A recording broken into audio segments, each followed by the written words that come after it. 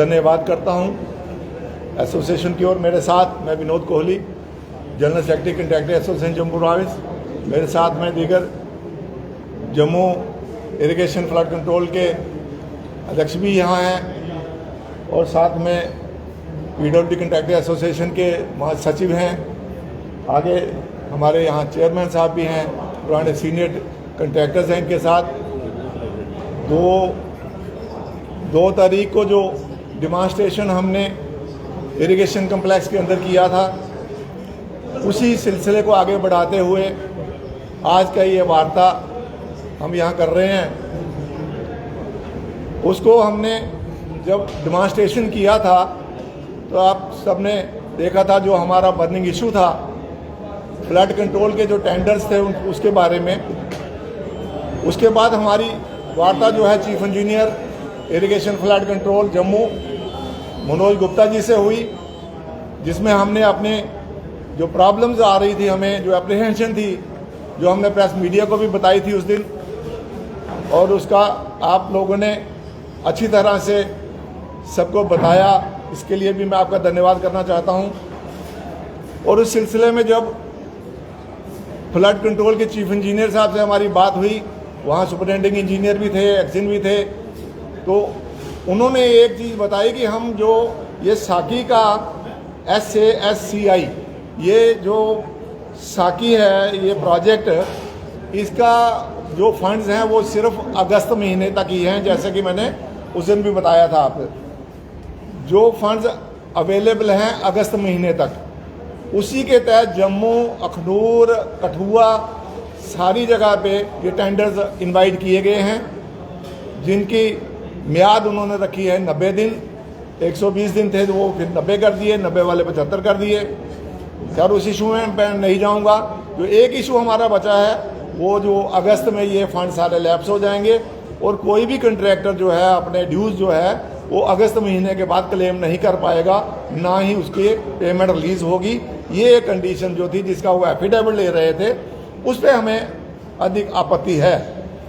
वो आपत्ति इसलिए है कि ज्वालॉजी माइनिंग वाले एक रूल बताते हैं। रूल में लिखा गया है कि 1 जुलाई से लेकर 30 सितंबर तक कोई माइनिंग नहीं होगी। ये इलीगल है। जब एक गवर्नमेंट का रूल है कि माइनिंग इलीगल है और फ्लड कंट्रोल के जितने भी काम हैं उनका सारा मटेरियल जो है वो नदी नालों से ही आता है, माइनिंग से ही आता है। जब माइनिंग बंद होगी तो इसका मतलब कि जुलाई से लेकर सितंबर तक हम वो कोई काम भी अटेंड नहीं कर पाएंगे, ना उसका मटेरियल अवेलेबल होगा। तो बीच में बचा मई जून, मई चल रहा है, अभी टेंडर नहीं हुए हैं, 11-12 के बाद टेंडर हैं। टेंडर को ये फाइनल करते करते कम से कम भी 10-15 दिन लग जाएंगे, तो मई का महीना निकल जाएगा। जून के 1 महीने में हम कितना काम कर लेंगे, क्योंकि जो काम है 20 स्पॉट्स को क्लब करके एक काम बनाया गया है। तभी 4th ब्रिज से लेके जो रोड हमारी आती है रिंग रोड, वहाँ तक जितने भी स्पॉट्स थे उनको सबको क्लब करके, और साथ में लिख दिया गया कि कंट्रैक्टर कोई भी काम जो है सबलेट नहीं करेगा, उसको खुद ही करना पड़ेगा। तो ये प्रॉब्लम जो हमें आ रही है।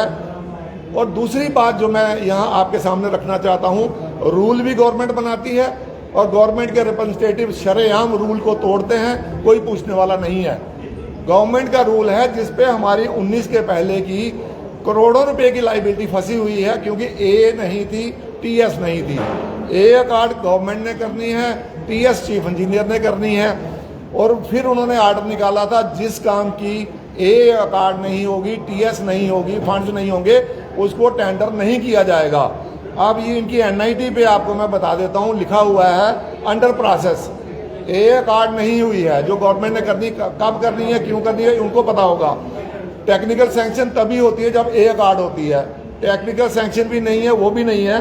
साकी में ये प्रोजेक्ट किया गया है उस प्रोजेक्ट में, लेकिन अभी तक चीफ इंजीनियर साहब को 1 रुपया भी इसका रिलीज नहीं किया गया है। तो कहने का मेरा मतलब यही है कि इन्होंने सिर्फ टेंडर इसलिए लगाए हैं, कोई ठेकेदार आके टेंडर डाल ले, L1 आ जाए, हमसे अलाटमेंट ले जाए, बस हम पब्लिक को भी ये बताएं कि हमने काम अलाट किया था, ठेकेदार को हुआ नहीं हुआ उसके जिम्मेवारी पे होगा। और जब वो काम नहीं होगा तो ये सीधा ठेकेदार पे ठीकरा फोड़ देंगे, खुद बरी हो जाएंगे। लिहाजा हमने ये, जब जियोलॉजी माइनिंग मटेरियल नहीं देगा, जब फंड्स अवेलेबल नहीं होंगे, ना ए है ना टीएस है, हम किसी ठेकेदार की आहुति क्यों दें। तो ठेकेदार एसोसिएशन ने आज 3-4 दिन से इसी मंथन में लगे थे, तो इसीलिए आपको तकलीफ दी है कि हम आपके माध्यम से ये पब्लिक को, जिनका ये काम होना है, हम ये बताना चाहते हैं उनको कि ये सिर्फ आपके आंखों का धोखा है। ये काम पब्लिक के जो हैं वो नहीं हो सकते, ना ही गवर्नमेंट की मंशा है इसमें करवाने की। अगर मंशा होती तो इसको किसी और हेड में डालते। ये साकी के जो हेड हैं ये आरएनबी में, कहीं यूईडी में, कहीं और जगह इस्तेमाल करते, यहाँ की काम चल सकता।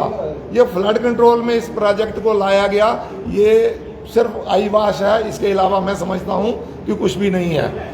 लिहाजा हम आपके माध्यम से बताना चाहते हैं, सारे ठेकेदारों से हमने बात की है जो कंट्रैक्टर एसोसिएशन में फ्लड कंट्रोल में ज़्यादातर काम करते हैं, उनका भी यही मानना है कि हम ये टेंडर नहीं डालें।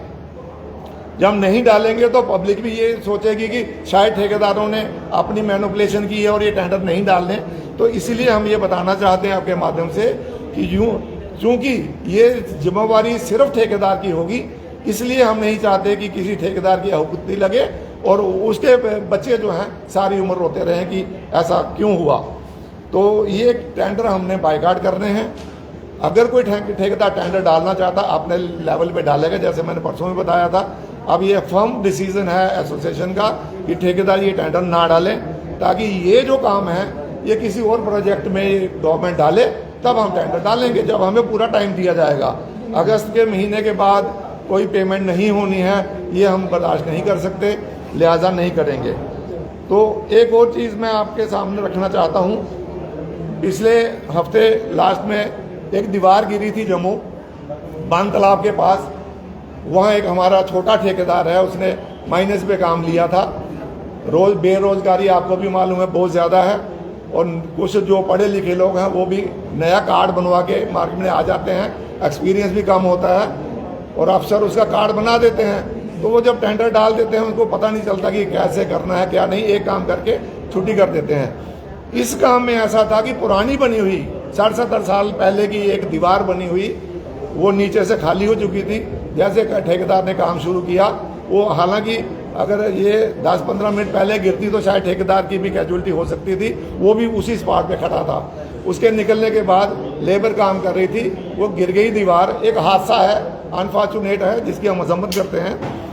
और उसके नीचे 3 लेबर क्लास के लोग वो दब के मर गए। एडमिनिस्ट्रेशन के पास ये जब मामला पहुंचा, एडमिनिस्ट्रेशन ने साफ कह दिया कि ठेकेदार 5-5 लाख रुपए उन मजदूरों को दे। जिस ठेकेदार ने 22 लाख की अलॉटमेंट ली है, 18 की अलॉटमेंट ली है, 18 लाख में कितने पैसे कमाएगा कि वो 15 लाख रुपए मजदूरों को दे दे। हमारी जितनी भी कंट्रैक्टर फैसिलिटी है, ये लेबर सेस 1% हम ये कंट्रीब्यूट करते हैं। कंट्रैक्टर्स जो हैं वो गवर्नमेंट को जाता है सीधा 1% लेबर, यानी कि 1 करोड़ की पेमेंट में से 1 लाख उसका कट जाता है लेबर वेलफेयर के लिए। जब वो लेबर वेलफेयर के लिए आप इतना करोड़ों रुपया इकट्ठा करके बैठे हैं, तो लेबर के लिए क्यों नहीं आप इस्तेमाल कर रहे हैं उसको।